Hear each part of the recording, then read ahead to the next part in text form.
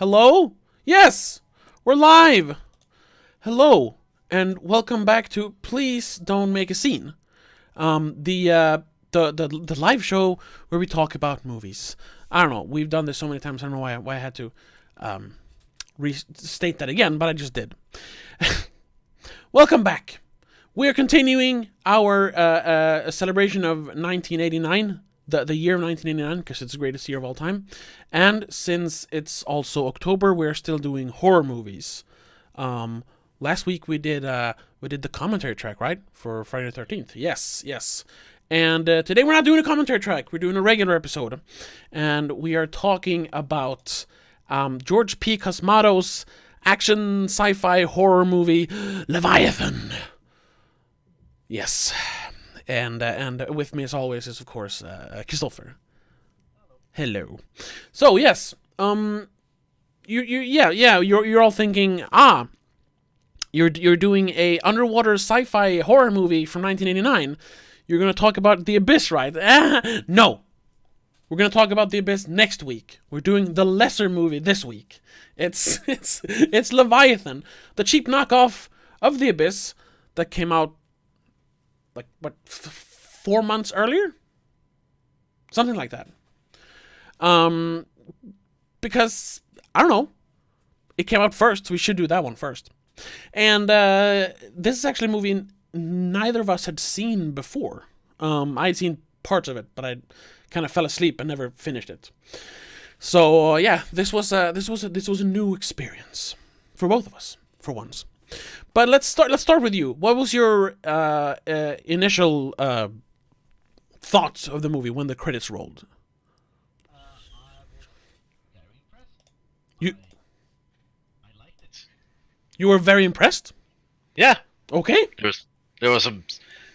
I mean, yeah, it has faults, obviously. Oh, yeah. And every character is a stereotype, obviously. Yeah. But I think they did the best they could with stereotypes and stereotypical setting and everything was stereotypes, but they did it very good. All right. This is a fortunate turn of events. Most movies we've done this in this 1989 series has been, they're it's okay. It's not as good as people say, but you know. But yeah, I don't know if I agree that it's. I'm not as enthusiastic as you are about it. I did like it though. I think it was a pretty good movie. Huh. My initial reaction is to compare it to The Abyss, like see what it does better, what it does worse. But we're not going to do that yet. And also, I haven't seen The Abyss yet, so exactly we can't really do that. But yeah. So I'm going to try to disguise my opinions about The Abyss as criticism for Leviathan. Okay, yeah. Yes, but like the first thing that I really like about this movie, that really strikes me with this movie, is that even though the characters are kind of stereotypical, they do feel very real somehow. Yeah. And the way they interact, it feels like they are a team that's been down there for 87 days, and some of them might even know each other since before that. It all feels very natural somehow, and that really helps in a situation like this, because you have a very small cast in a very cramped space, so you never really get away from any of the characters. So you have to kind of like them, even the ones that are kind of assholes. Thinking mostly of a six pack. Yeah. I like the first few minutes in the movie. I hope he dies first, because I can't stand this person. I hope he dies as soon as possible. Yeah. But it's kind of fun to see him. Whatever his name is, I forget. It's I had it in front of me. It's the guy from Home Alone, for Christ's sake. Yeah. It's Daniel Stern. Yeah. Plays, I mean, he's fun to watch. Yeah. But this character was insufferable. It's a little much, yeah. But at the same time, Marv, right? He's Marv. I was thinking which one of the wet bandits he was. He's Marv. Yeah, but even so, like that's a good sign that even the most insufferable character, when he starts feeling when he starts getting affected by, the stuff down there, the virus or whatever it is. They never really say what it exactly is. It's, They have theories. yeah, yeah. You still feel for him, it feels authentic when the other characters like care for him. That's a big part of the movie. All the actors do really good job, I think. Yeah, I mean, no one is weak. I mean, the only person that was bad, but that was the point, was Six Pack. yeah. All other characters were like, yeah, they're good job.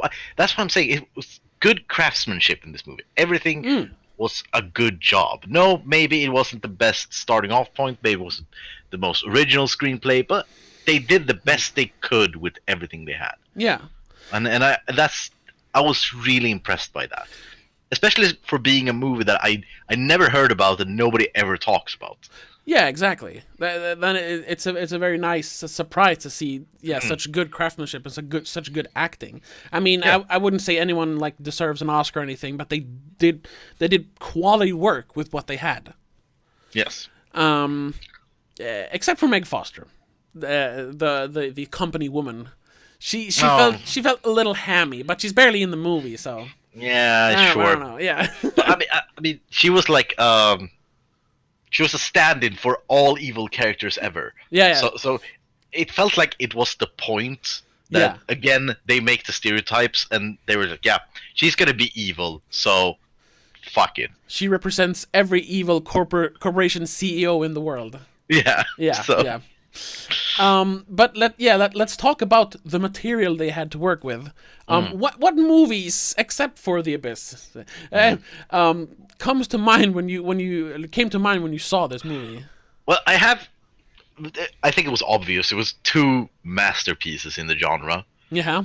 And it feels unfair to compare this with any of those, but you have to, and that's The Thing and Alien.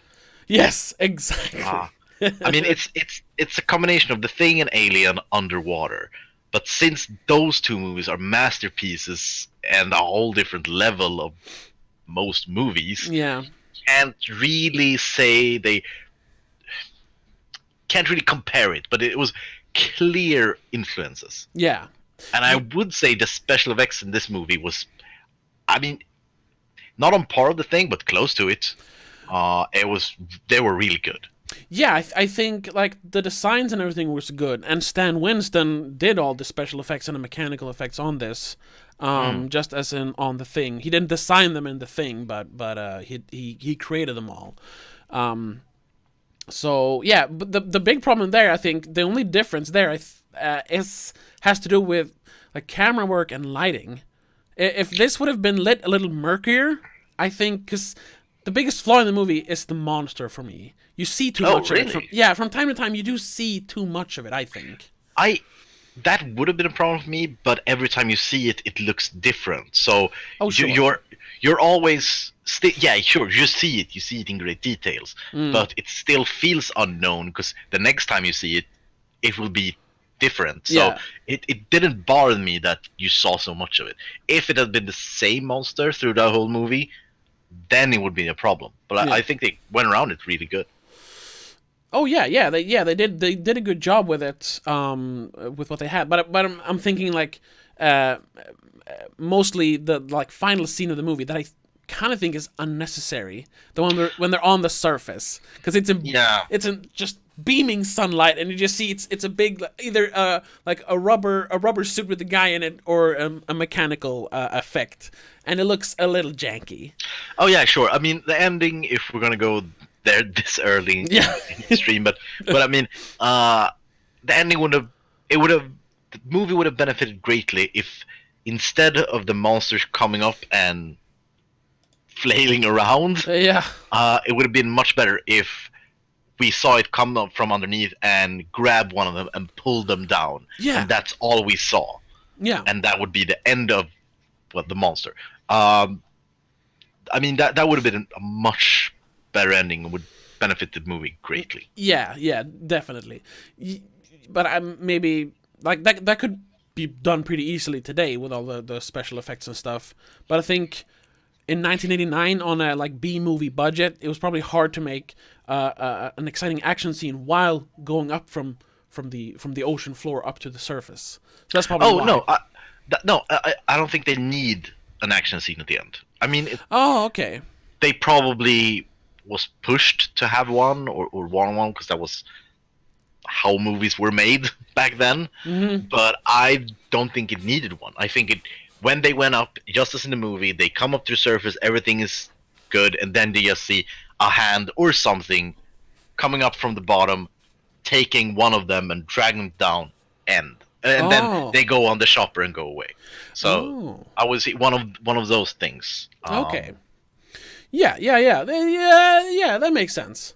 Yeah, but I don't think the movie industry would have approved of that in the era. No. Where the monster would still be alive and you wouldn't get a fight scene at the end. It feels like that's why that's why the Thing tanked. They didn't have a big fight with the monster in the end.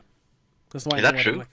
No, I don't think so. But I mean, that's a big difference because he just throws a stick of dynamite and the monster explodes. And here they're like, oh, they're tussling with it, and it looks a little weird. Yeah. But it's really strange. It kind of caught me off guard that you liked the movie.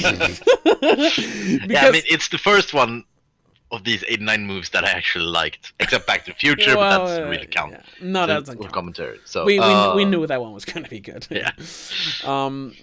Because as I was watching it, like I said, I noticed all the things that I did like, and I was like, hey, for a B grade movie, this is pretty good. Mm-hmm. But we're gonna have another episode where we're just gonna say like, yeah, it was good, but they could have done this better and that better. And but then it's like, no, I mean, for what it is, it's kind of perfect. I mean, this particular movie couldn't have been better, much better. I don't think so. With these actors, with this director, they did the best they could in a good way. This is, I don't know. I don't even know when I said this last, but I will definitely rewatch this movie. Yeah. And I'm very happy that there were a movie I hadn't heard about was this good. Yeah. If I would complain about something, I feel that the second act kind of doesn't really exist. You have the setup where you meet all the characters, the organism, the Thing, comes on board, and it infects people. And then the second act is kind of it's very slow paced and not much happens. And then you have the last 20 minutes that are very, very hectic, and you get a lot of the more monster scenes and most of the gore. There isn't that much gore in the movie, but most of the gore feels like it's towards the end of the movie. So that's probably it. There could have been some more horror scenes, some more scary scenes where people were attacked. But I mean, there weren't that many more characters, so we couldn't really have that. Yeah. So for what it is, it's good. Yeah. I mean, of course, I have some issues with the movie. Yeah.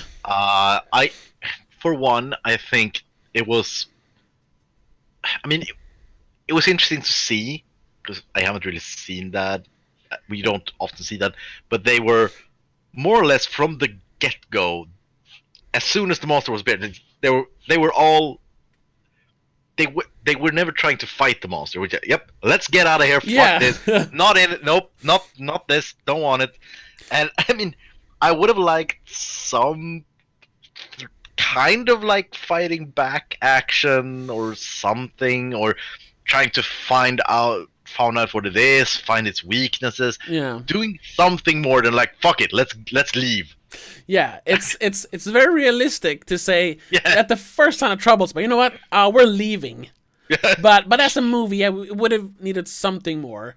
We have the brief scene where the doctor the Doc character played by Richard Crenna, he's like fascinated by it when it attacks Cobb, and he kind of like lets it attack him so he can study it, and then he goes into his whatever computer room and starts like trying to figure out stuff about it, and then he realizes that, oh no, this isn't within the span of like 3 minutes. He realizes, I can't do this. It's too dangerous. So I am gonna doom us all by launching the escape bubbles, so we can't leave.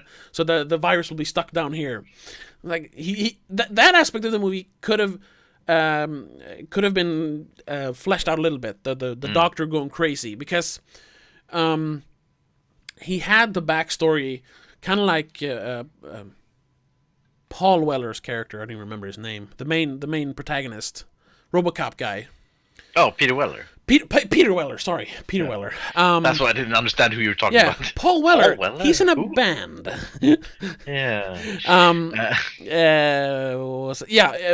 We do get some information, and the way he acts in the beginning, that he doesn't really like being there. The doctor. That this is not beneath him, but he has seen better days. And that's what he talks about just before Cobb gets attacked. And, he used to develop medicine that is used by millions of doctors worldwide. And then he sees this chance to like be in the limelight again, to have discovered this genetic mutating monster thing. And like seconds later, he's like, I was wrong! Launch! Yeah, it wouldn't be nice if they have gone with that trope more. The crazy doctor. And more like... Even so far that he was like, I can communicate here and talk with it and go and like try to do so, because to get some more suspense, because it was no suspense in this movie. Not much. No, there was like a minute of suspense when they found the ship. That's about it. Yeah, I like that part, and a little bit when they realized that this monster is alive in Six Pack and in what's her name, Bowman. We got to go find Williams, who is out running around. She's jogging. Yeah. It's like, and you see the monsters crawling around. That was a little tense, but yeah, it's not much. It's not much. So we could have got some more suspense if we used the crazy scientist approach. Yeah, definitely. And I also wonder because. And if we're gonna find stuff they could have done better, or like that could have been better with other people involved, both George Cosmatos and the writers, David Peoples or David Webb Peoples, and supposed to be one other guy, Jeb Stewart. They're all more action directors and writers, because George Cosmatos did Rambo Last Blood Part 2, Rambo 2, and the greatest movie of all time, Cobra, with Sylvester Stallone. That's kind of that's why I discovered this movie like a couple of years ago. Like, oh wait, he did a deep sea sci-fi horror movie? I gotta watch that. And the same thing, I don't know what David Peoples have written, but I know that Jeb Stewart was involved with he wrote Die Hard, so they're definitely more action oriented people, which shows with this not really being, even though this is, I would say it's primarily a thriller / horror movie, even though it has some action in it, and I think the horror elements, they could have been handled a little better, even though this movie had one scene that actually made me like gasp, which isn't often. It's when they're going to they're carrying the body bag to the airlock thing or whatever it is. They're going to flush it, as they call it, and they realize that something is moving in here, because they don't know what it is in there. They know it's a dead person, but two dead people. Two dead people, yeah. And then the Jesus notice that, hey, there's something alive in here, and they put it down when they get to the airlock thing, and an arm reaches out and scratches Cobb. And I'd seen that scene before, but it was a while ago, like a couple of years. So I was like, oh, because I'd forgotten that. And then Bowman's face sticks out, and it was I've seen worse, but for some reason it was so grotesque that I was like, ah! I got the chills. I wasn't prepared, I think. So that worked. It was a really good scare, I think. Yeah.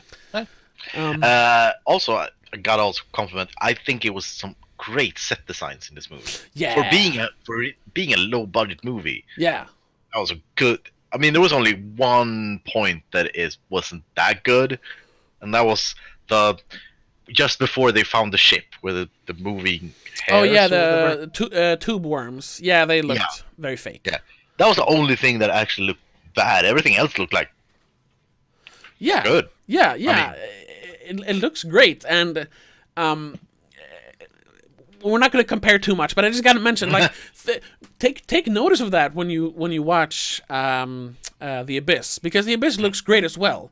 But I'm just going to say that this movie cost $20 million to make. The Abyss cost $70 million to make and had James Cameron as a director. I'm just, So,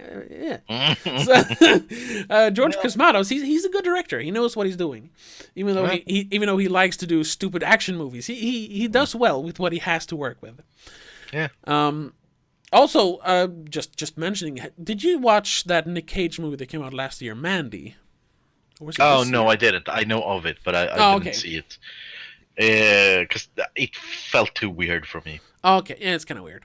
But the director of that movie is George Cosmatos' son.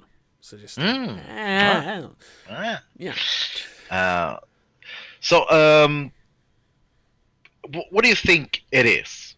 Do you think they're the thing, the monster, because their theory in the movie is that it's a Russian experiment gone wrong. Some sort of experiment. Yeah. But I don't know if it doesn't. When they say experiment, it sounds like Russian scientists developing something in a lab. But the way the monster works, it feels more like in The Thing, like it's something they found and tried to experiment with. Yeah, that was because I thought that was that explanation that they put in that thing. It's I don't know. It doesn't fit the rest of the story. It feels like it feels like they should have cut that line. Yeah, and leave it even. Yeah, maybe leave it even more. Because if you have a movie with the monster that the characters don't know about, and they throw out one theory and not several theories, one theory. Yeah. That will be the theory that's the explanation. Yeah. Usually in a movie. So when they throw this line out, it doesn't really work. It took me out of the movie a little bit. yeah. But just thinking about it right now, this is because I don't like world building. I don't like like expanding the story outside of the book or the movie or whatever. But with a concept like this that is left very, very ambiguous in the movie, but with a lot of like possibilities to expand it, it would be fun to know a little more. I'm not like another movie or something, but maybe like a novelization of the book where they go into it a little more, or I don't know. Okay, so not more in the movie, something outside of the movie. Yeah, something outside of the movie.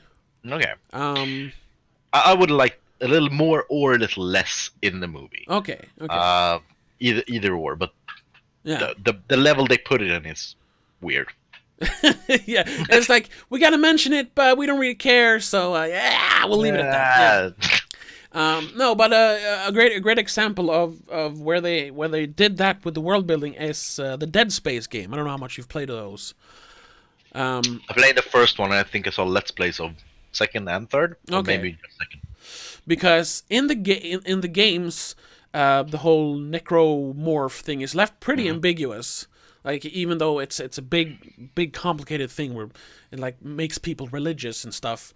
It's left kind of ambiguous in the games, but there are like movies, comics, and books, like proper novels written about it. Isn't it kind of explained if you, like me, read all the notes in the game and listen to all audio logs? Because I don't think I've been watching that or reading anything outside, and I think I had quite a good grasp on the Okay. Well, story. you get enough to like understand what is going on with it and why it's doing what it's doing, but they expand on it in a clever and interesting way in the books.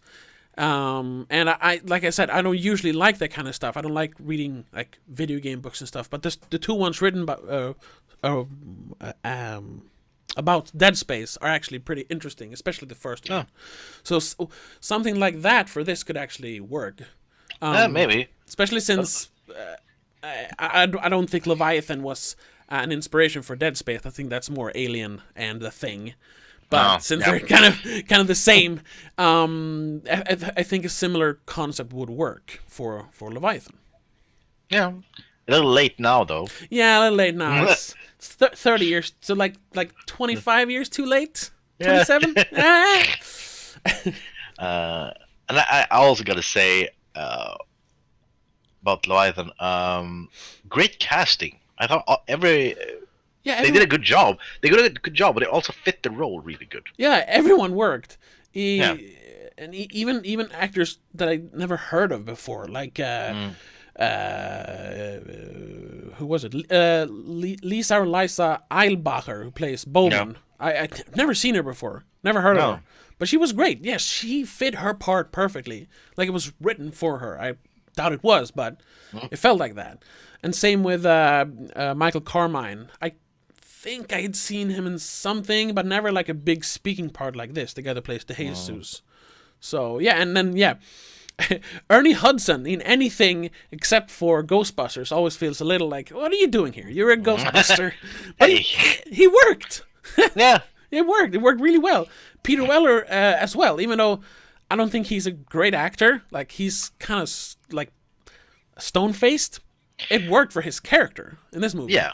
I mean, Peter Weller is one of those characters, one of those actors that he's not maybe the best actor, but I love to watch him in movies. He's always fun to watch. Yeah, that's true. I think it's because he's usually in these, the most movies I've seen with him, these very weird science fiction movies. Yeah. Which is really outlandish, everything. And then his stoned face, no expression through all of it. Oh. Yeah, I mean, for example, Naked Lunch. I mean, oh yeah, everything is weird, bugs and shit everywhere, and he's like, huh, that's weird. Yeah, he feels like a normal person being thrown into this strange like fantasy world. Yeah, I really like that, and the same thing in RoboCop, where he is very mild mannered in a like hyper version of reality. Yeah. Yeah. I mean, so I just love to watch him in movies. Yeah, me too. I haven't seen too many movies with him though. I've seen Naked Lunch and I've seen the RoboCop movies and this. I've seen in those. He's been in a few TV shows I've been watching too. So. Okay. Well, I don't watch those. Yeah, I know you don't.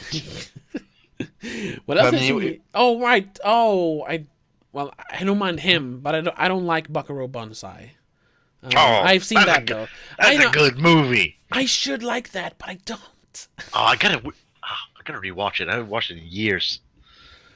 Such a weird. I saw such an interesting analysis of that movie. Okay. That it's like the fourth movie in a franchise that never existed.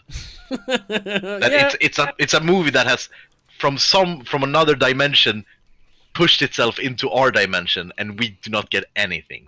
We don't understand anything because it's like they have stripped a movie about world building, stripped it from world building, removed all the world building.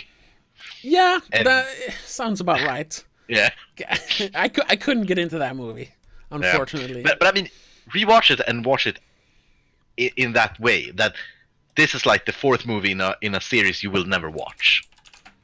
All right, I'll give it a shot. Yeah. But back to what I'm talking about, Leviathan, right? Yeah. So, yeah. would you say it has any other influences than The Thing and Alien? Do you have any other? I don't know. those are the two big ones. Maybe, which is kind of ironic, since we're not going to talk about The Abyss, since this came out before The Abyss, but I think it takes some influences from another James Cameron movie, Aliens, which came out 3 years before this. Because that movie has a similar thing when it comes to character interaction. A lot of those characters interact very well, and the set design when they're on the ship, whatever the ship is called in that movie, is kind of similar to the set design in Leviathan. So I think, and that movie was very, very popular, so I think they took some inspiration from that. I will say, though, unlike many people, I don't really like Aliens. And part of that is, well, because they ruined the monster, they ruined the xenomorph, I think. But also because, and this is evident in many James Cameron movies, his dialogue and his direction of like people directing isn't the best. It feels very, very stagey, like they're in a movie. These aren't real characters; they're movie characters. Is it Hicks or Hudson? I don't remember. The Bill Paxton character in Aliens. The game over, man. Like it feels very, very over the top and not at all realistic. And comparing that to even like Six Pack in this movie, Daniel Stern, he feels much more realistic, and every character feels more like a real person somehow. I don't know. Yeah. But I think there was some influence in how they interacted with each other. Do you have any idea if this Leviathan and The Abyss, not to talk about The Abyss, but The Abyss came out afterwards, Yes, right? yes. And do you know if there was any, if this was one of those movies that we're gonna rush it before so people go to the wrong movie, or if it was more like Ants and Bugs Life? Two different people had the similar idea at the same time. Do you have any idea which of those? I tried to find some info about that, like if the script was written like years ago or anything like that, but I couldn't find anything about that. The only thing I know is that The Abyss, it obviously came out later, but I'm pretty sure they were in production at the same time, because The Abyss took a lot longer to film. And that James Cameron came up with the idea for The Abyss. I don't know when he wrote it, but he came up with the idea in like high school or college, so like 10, 15 years before the movie was made. So the idea for The Abyss existed before, and maybe some sort of like spec script or a treatment was going around, and someone saw it at MGM, and they're like, hey, we should make our own underwater movie. I don't know. There's nothing to confirm that, but they're so similar when it comes to like certain aspects of the movie. And then we haven't mentioned that. I actually missed that until today. There is a third underwater sci-fi action horror movie that came out in 1989. And it came out in January of 1989, Deep Star 6. That one, though, is mostly forgotten. It got terrible reviews. Nobody watched it. But that one also got a lot of flack for just blatantly stealing ideas from The Thing and Alien. So I don't think that three different teams just happened to have the same idea at the same time. Someone talked to someone, or there was some sort of espionage going on, because it's too coincidental, I think. I don't know. For me, it doesn't really matter, because regarding Leviathan, we got a great product at the end of the day. Oh, so. yeah, definitely. Yeah. I don't want to... Yes! I'm not going to mention The Abyss, but yes, I do agree. Yeah, it's a good movie. And a movie that should have gotten more attention, I think, because it didn't do well in the box office. And I gotta say, to say that these movies they ripped off. You said the other one. Yeah, Deep Already Star forgotten 6. it. Yeah, Yeah, that they it got flack for ripping off the Thing and Alien. Mm. I mean, come on, you can't really say that. You can't say that anything rips off Alien and the Thing because they are like staples in horror. If people are alone in a like what do you say? A haunted mansion or a derelict spaceship or whatever. Yeah, anything. You can say then it's you have inspired by Alien. taken it from one of those two movies. Yeah. And if you have a cool monster with cool effects, it's the thing. Yeah. I mean, that's just how it is. You can't. No, and it's always like I say, like I don't mind if it's the same idea. Like I'd rather see you make kind of the same movie but with a different twist and call it something else than just doing a sequel. Because I don't like sequels, so I'd rather do that. But there are certain aspects of the movie that are kind of not feels like they're ripping off, but it's like almost straight up copied from, especially from The Thing. Like the setup, you have not a research team, but it's a mining team. They're in a remote area, and they find something strange that mutates human. It's very indicative of The Thing, not in a bad way. It's very obvious, I think, that they took inspiration from The Thing, and especially since there aren't two other. Like try to mention another movie that you can say, oh, it's obviously inspired by The Thing, and it copies The Thing. Like you said, a remote, whatever, research station or house or whatever, you can say it's inspired by Alien or The Thing, definitely. But where you start thinking of The Thing when you watch the movie, I think that doesn't happen too often. But in this one, I thought like, hey, this is a lot like The Thing. Yeah, I mean, you got. But once again, point. not in a bad way. Not in a bad way, I think. You got a point. They even have the scene where the monster ruins the blood plasma bags. It's like, come on. Now you're treading on some toes here. You're stepping on some toes. Come on now. But like I said, I don't think it detracts from the movie. Yeah, they took inspiration from The Thing. More movies should do that. The Thing is amazing.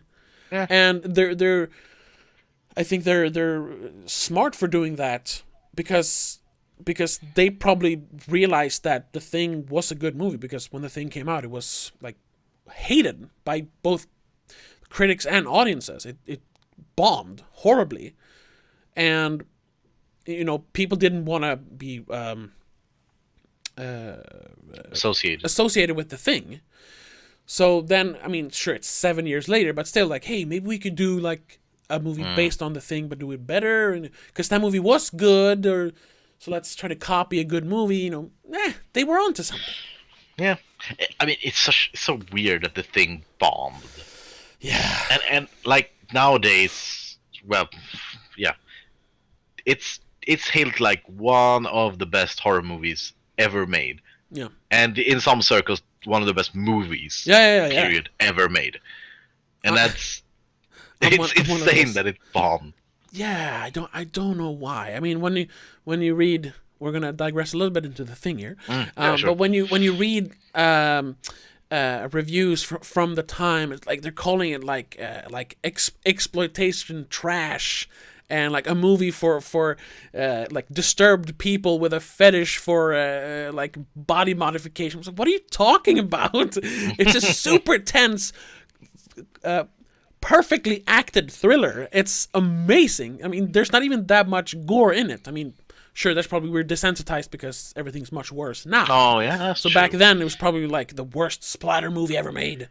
Yeah, but still, you gotta appreciate the craftsmanship of those effects. Those effects are not easy to make. No, and like all the designs, like Rick Baker is a fucking artist. Like the way he designs all the monsters, it's amazing. Yeah. Anyway. Yeah, let's get back to Leviathan though. I wouldn't call the monsters in this works of art, but they're still cool. No. I like. That's also. Ooh, speaking of whether or not the virus or the gene mutation thing is man-made or not, the fact that they mention a couple of times, and you kind of see it, especially in the final version of the monster when it's kind of complete, they mentioned that it turns the skin into like scales, and they mentioned, like on a fish, and especially like all the tentacles, they have like a life of their own. They kind of look like eels, so that makes it feel like there's obviously something ocean or nautical related with it. So that gives kind of credence to the fact that maybe the Russians found something on the ocean floor, I don't know, and started experimenting on it. I don't know. I just thought of it right now. Like, hey, wait, the scales. Hang on, the scales. Yeah. Yeah. And another thing that I like that, but it was underutilized. The point that the monster was kind of intelligent. Mm-hmm. Yeah. Yeah.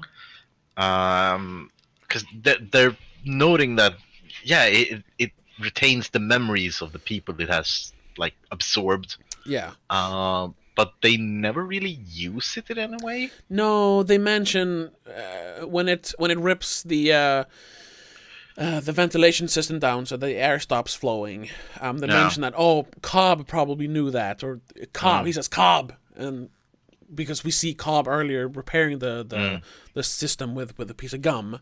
So it's like, we got his knowledge. But yeah, it's just mentioned in passing.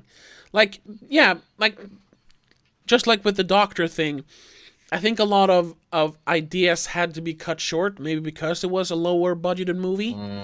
And maybe that was more pronounced in the script. I don't know. I guess I didn't find anything about that. The movie really should be longer. Like 20 a little minutes longer. longer. Yeah, it should be around 2 hours. It could have used a little more, especially in the middle, like finding out a little more about the monster and having some more interaction with the monster. Yeah. And then maybe like a couple more characters that could get killed. Yeah, well. Yeah, you got to throw in some more horror. Yeah, I did not like the beginning of the movie. Oh, okay. I thought the beginning of the movie was kind of weird. With the hook thing and the not the hook thing. When his suit doesn't work. Oh, it starts malfunctioning. Yeah. Yeah, it was like, we don't care about any of these people. What? Okay, just straight into it. A person is in danger. They need to get from point A to point B quickly. Why is he in danger? 'Cause reasons. It's something malfunctioning. Oh, okay. Yeah, I think that it's to like establish character. I understand that was the point, but I didn't think it did establish anything. No, I know. It showed that Beck was the leader or the captain. Yeah, and but kind of reluctant, not really knowing what he does, what he's supposed to do. But I didn't think they really convey that he didn't know his job. It felt like he did his job in the first scene. Oh, yeah, but the little things like he was kind of unsure of what he was actually supposed to do at first, then going back and forth and trying to contact the doctor who was not there. And like, I guess that was also to introduce that the doctor is kind of vacant. He's not really part of the crew. I think they could have done it in a much better way. Just like again, to compare with the Alien, the introduction in that movie where they just sit around and talking. Yeah, sure, yeah.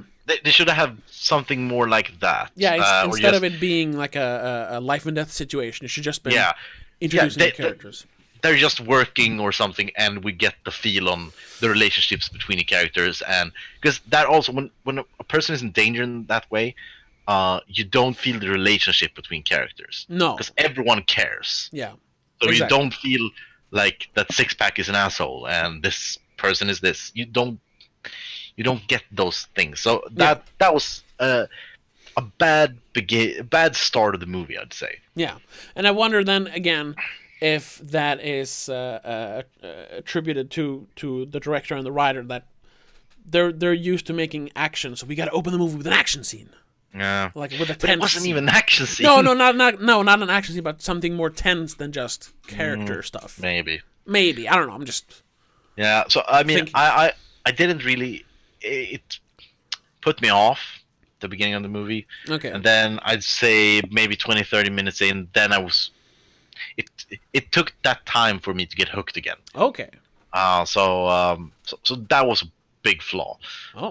But then I was hooked and I loved it from there on. So it, like, it lessens the impact of the beginning. Okay. And everything else was so good. I kind of think that the movie like picked up steam again pretty quickly after that when they talk about how Beck handled the situation afterwards in the mess hall or wherever it was. Because then you kind of get everyone's point of view and opinion on that situation, and from that you can kind of understand who they are as characters. So I'm thinking maybe that situation was a way to heighten everyone's characteristics for the following scene. Because I think that scene that's when we really get to know all the characters, because every character has their moment in that scene when they're sitting around the table. So the beginning is a little weird. Everything about that scene when he starts panicking, like the music feels a little off in the editing. The editing of that scene is a little off, and you have barely seen anyone's face, so you can't really care about the characters yet. Yeah, but I mean, because I went into this movie being prepared not to like it.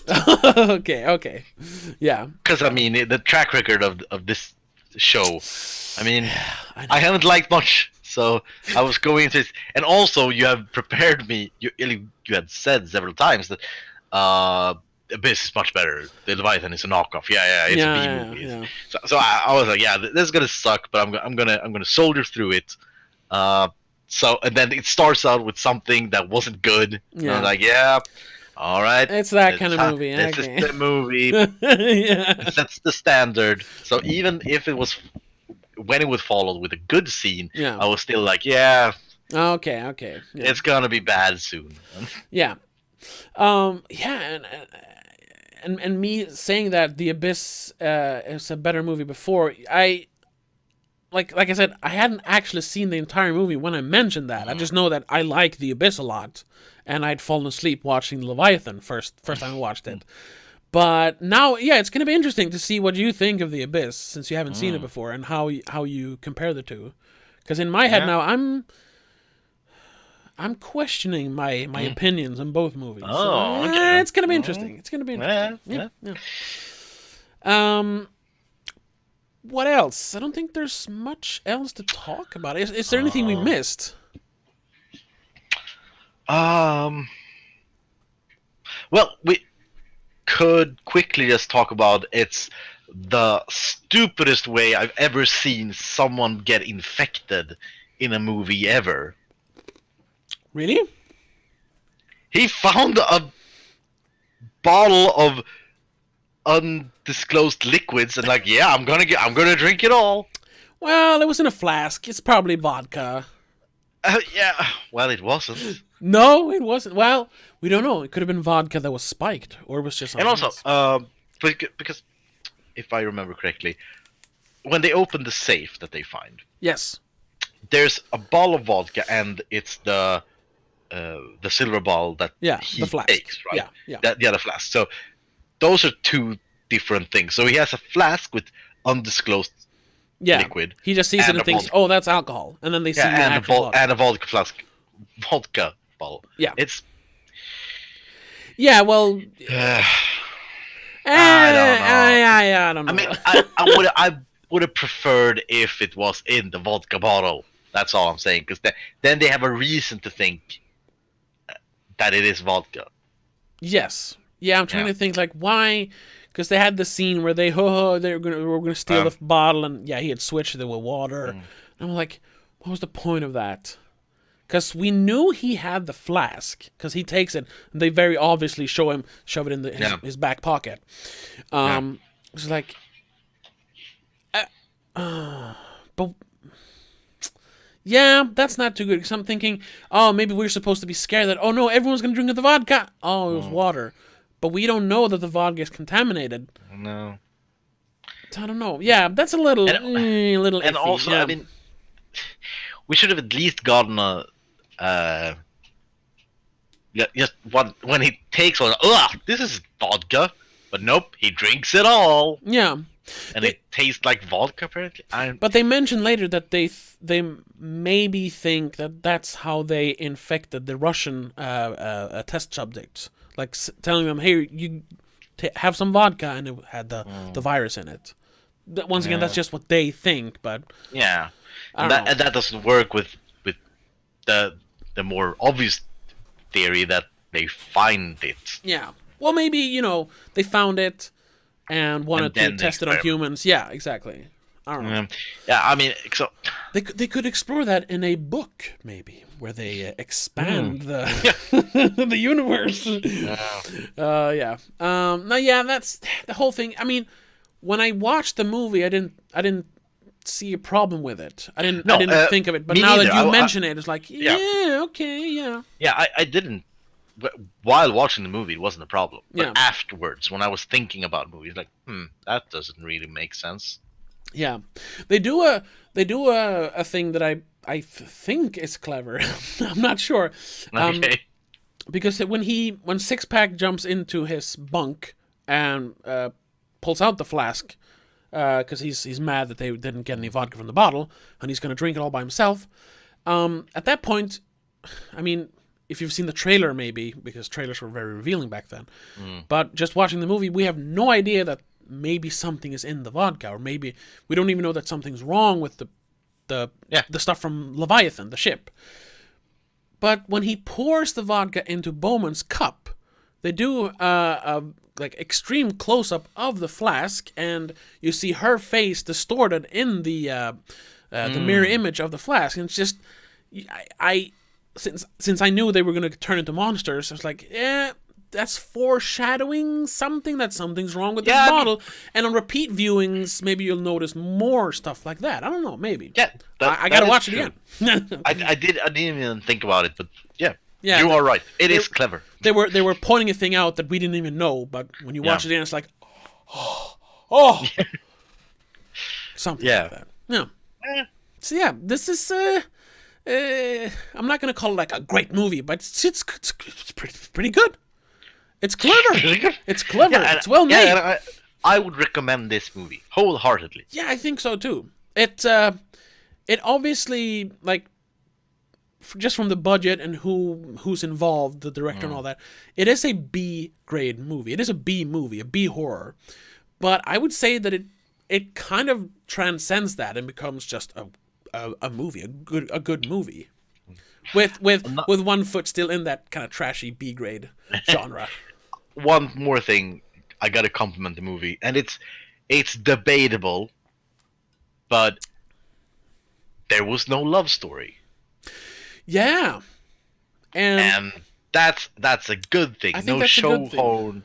No shoehorned in love story. Yeah, I mean, there is debatable because one female character kisses Beck at the end. yeah, But I think you can interpret that as a she's so happy she doesn't know what she's gonna.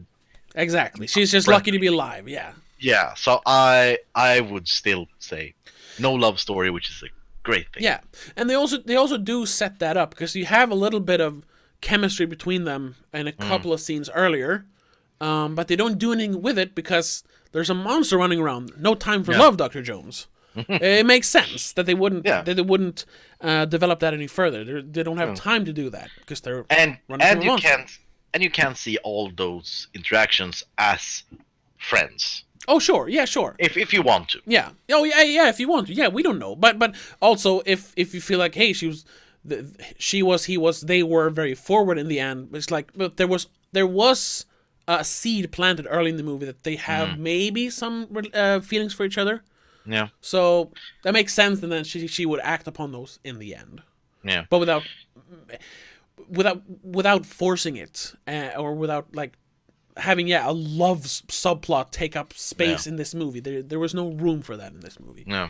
So yeah, I mean, I think it was barely room for the movie. So yeah, exactly. It barely fit into the movie. Yeah. So yeah, I like great that part. movie. Yeah. I think it's a great movie. It's not like a top 100 or anything like that. No. But I mean, I would recommend it wholeheartedly to anyone. If you like movies, if you like horror movies, you like effects. Yeah. I mean, it's a good time. Yeah. It's a good craftsmanship. Yeah. That's yeah. It's like a nice chair. It's like a nice chair. It's not a work of art, but I really like this chair. It's comfy and I like it. And I Yeah. can sit in it for hours upon hours. Sort of like that. That's a good. Is that your rating from 1 to 10? Good Yes, chair. It gets a good chair out of 10. So I guess like a strong, I don't know, 4 legs and a good seat. So 5 or 6 out of 10. I give it a little more. Couple of armrests. So a 7 or 8. Yeah. There we go. Yeah. Chair out of 10. Yeah, but someone used that. I stole that. I borrowed that analogy. So I don't know who used it, but it makes sense because a chair can be a work of art, but a regular chair is just a chair. But if it's really well made, it's something you really, really appreciate. Yeah. So yeah, it's good craftsmanship. That's what the movie was. Calling it a chair is not. I'm not talking down to it. I appreciate the movie, just like I appreciate good chairs. I think everyone gets it now. Yeah. Okay. What would you rate it? How many chairs out of 10? How many chairs? I would say the same. It's a good time. I would have no problem putting this on a Friday evening. I would say I would give it like 7 or 8. Yeah. I fully agree. So yeah, it's gonna be interesting next week to see what you think of the Abyss and how we can compare them. And if we have time, we're not promising anything, but if we have time, we're gonna at least mention Deep Star 6. Because out of the 3, it was the worst reviewed. It got like on Metacritic, it has like a 30 out of 100. This one has like 56, 60 something, and the Abyss has 70 plus. So they're ranking in the order they were released, even because Deep Star 6 January. This was in March, I think, and the Abyss came out in August. So yeah, we'll see. I'm genuinely anticipating the next episode now. For once. For once, yes. It's not like, oh God, we're gonna do this movie next week. Ugh, okay. No. I am very, very excited to do the next episode. So I think we're gonna wrap it up there. Yeah. There's not much more to say. And just like Leviathan, we're gonna keep it like tight. No more. Just stop. So thank you for watching either live or in the archives. Give the video a thumbs up if you liked it. Give it a thumbs down if you didn't like it. But then leave some constructive criticism in the comments down below and tell us what you think of Leviathan. Is it better than the Abyss? I don't know. Maybe. You should comment that on next week's video though, or next week's live stream when we're going to talk about the Abyss.